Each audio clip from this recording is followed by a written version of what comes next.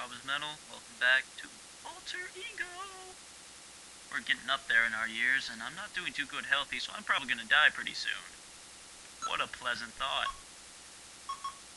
Cherry just asked me if I should redo something that I know Mommy said was absolutely out of the question. So, you know what? I don't want to piss off the woman.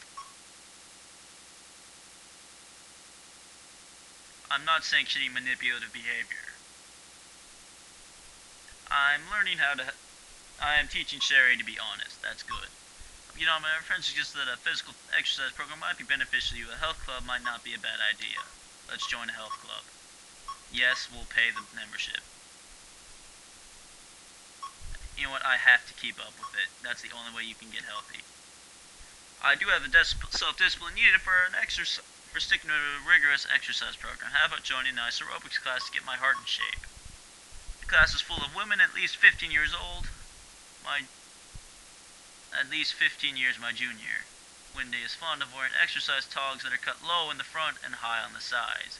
Getting in shape might be more fun than you think, and a 1 bounce and a 2 bounce at the end of my 6-week program, my body looks terrific, but I will need a strong eyeglass prescription from the optical strain. Hotties!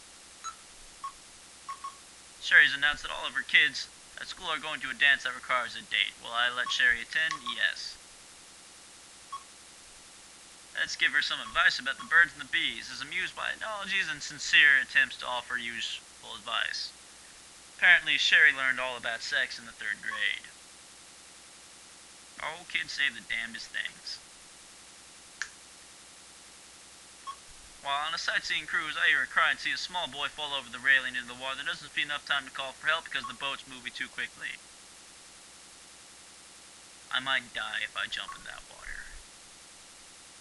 Do I really want to do that?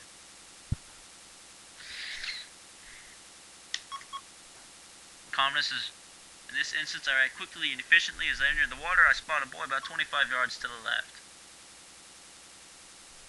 Call out to the boy. This was a good idea. The sound of my voice is comforting and helps orient the boy in the proper direction. Eventually, I get to the boy. I clutch him in my arms. I see a small motorized raft from the sightseeing boat headed towards me. Yes! Edgeman saves the day again! Dun dun dun! Edgeman to the rescue. Straight edge power.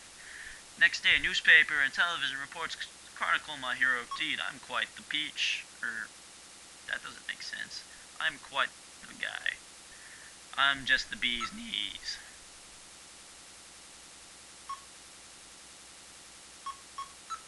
How much money do I have? I'm 59, still married.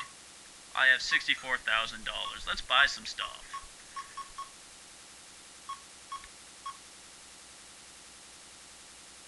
Let's buy an awesome...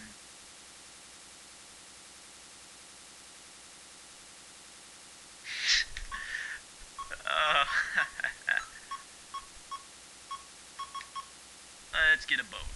No, let's get some stuff for my family.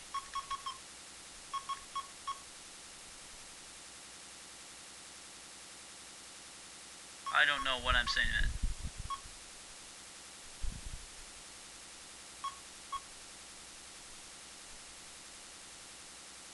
Oh, some guy cut in front of me.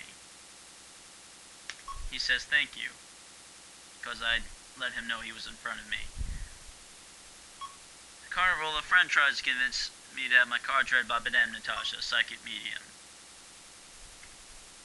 Oh, why not? Medium Natasha looks more like an extra large. The fee is for $50. Cash only, please, darling. Why not? I'm a very interesting fellow, me dear. Sometimes brave, and eccentric. Sometimes somber and withdrawn. You will have mixed luck in life, you understand, darling? Mixed luck! In a very short time, you will have 2 experiences. One a very lucky experience. One not lucky, but not necessarily terrible either. Open place, talking loud voice, yada. Let's see. Oh yes, I see evil coming into your life. Great forces of evil causing you pain and suffering. This is all the cards will tell us for now, darling.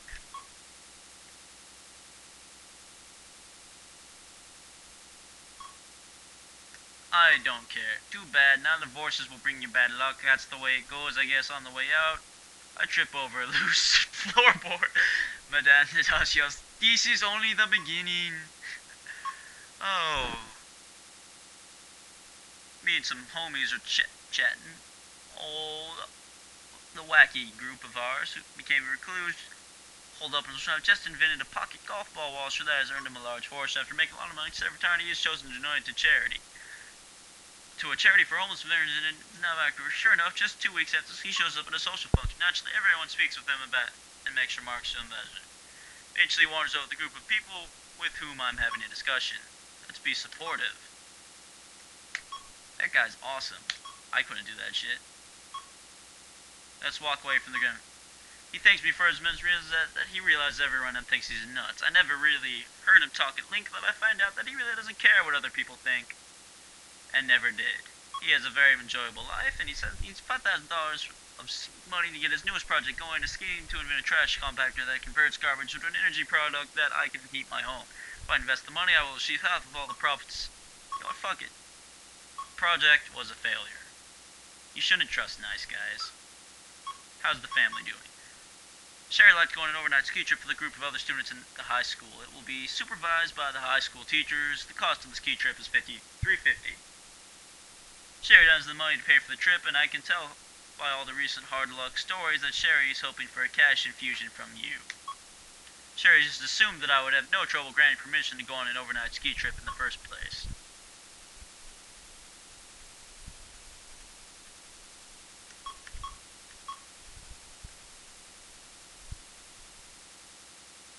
She's gonna do work.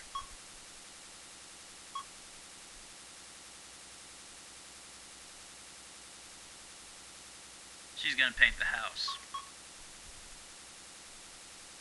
However, it costs me $1,000 to get the house repainted after Sherry destroys it. Well, that was very intelligent.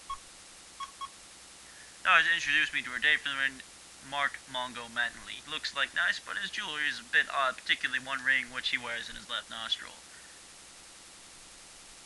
Can I trust a man who has shrapnel in his face?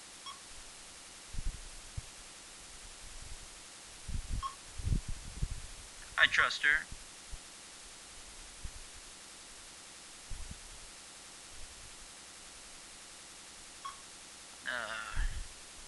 Computer doesn't like what I did. Teenage girl named Kathy Reinhardt works at the dry cleaning store that I use. One evening, I arrive. This is closing, but I need to close tonight. Kathy's already at the door because I know Kathy, and because also she's friendly. I feel sure that she will open. Let's ask her to reopen the store. My social skills make it easy. I notice how firm her body is, and for a moment I drift back to the days when I were young. Was it that long ago? Yes, I conclude it was that long ago. As he snaps me back to her, they've been handing me a pile of clothes. I notice after leaving, Kathy has car trouble. Let's try to help her fix it. Nope, her daddy's dead, and I don't have another, so that car's not getting fixed. Let's take her home. She's giving me an odd look. She finds it funny how she's sitting next to me, talking to her very freely. She perceives me as a different kind of adult, honestly curious and even envious about her life, rather than critical like most other adults. As I begin to feel younger, she begins to feel older. She says she hopes that when she gets older, she will stay young and attractive looking like me. We get home. She moved out from her parents because she needs to be independent. She invites me out for coffee. Let's get back to my wife. During this phase of life, my body doesn't always respond the way I'd like to. A sore back after a hard day's work or sore feet and legs after a long walk are not uncommon. I'm not too healthy. Fortunately, I don't have to worry about drugs or alcohol ruining my health. I'm doing quite well socially. Me and Helen are still together. Regarding our emotional personality development, I'm a very trustworthy person, even though we all have secrets, yada yada yada. I'm not depressed. I'm sensible and understanding, cool, calm, and collected. I am an extremely wise person. They rely on me for advice and are pleased with the results they usually get.